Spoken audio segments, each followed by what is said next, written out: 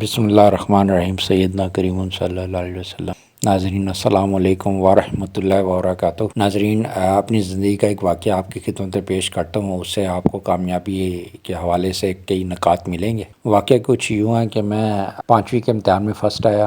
ظاہر سی بات ہے، اس لحاظ سے میرا جو شمار تھا ذہین طلبہ شمار ہوتا تھا، تو اس کے بعد میں ہائی اسکول میں داخل ہوا۔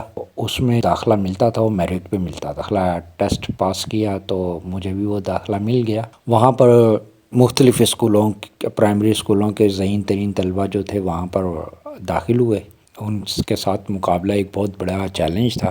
میں نے شروع ہی سے زیادہ مقابلہ بازی کا رجحان نہیں اپنے میں رکھا، بس اپنے نارمل انداز سے زندگی گزاری، تو لہذا میں کہ اس مقابلے کی دوڑ میں نہیں لگا، اور بس امتحان میں کامیابی کو ہی اپنا جو ہے مقصود سمجھا۔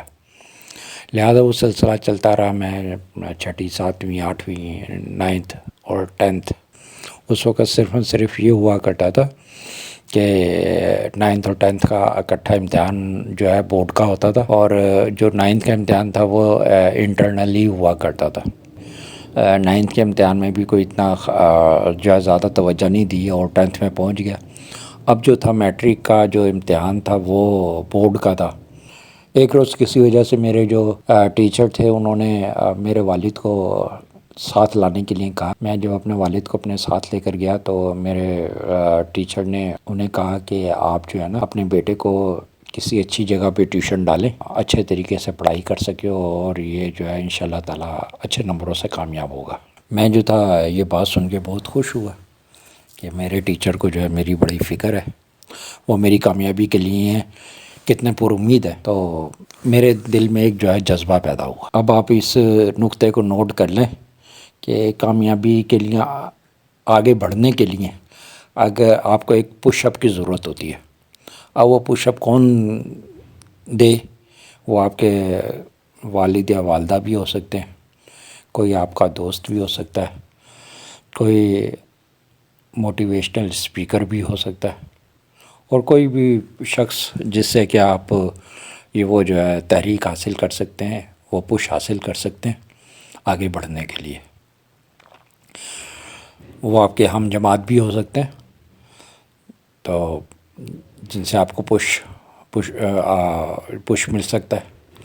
لہذا آپ جو ہیں مجھے جو تھا ان کی اس بات نے ایک پش دیا اور میں آگے بڑھا، اور جو تھا میرے والد صاحب نے بھی اس بات کو جو تھا فوری طور پہ جو ہے نا نوٹ کیا کہ انہیں یہ کام کرنا ہے۔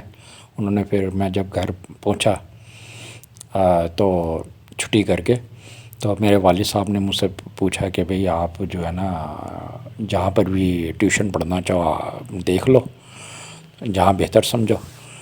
تو وہ میں نے ایک جگہ دیکھی اور وہاں پہ ٹیوشن میں داخلہ لے لیا۔ ٹیوشن پھر میں نے محنت کے ساتھ پڑھنا شروع کیا۔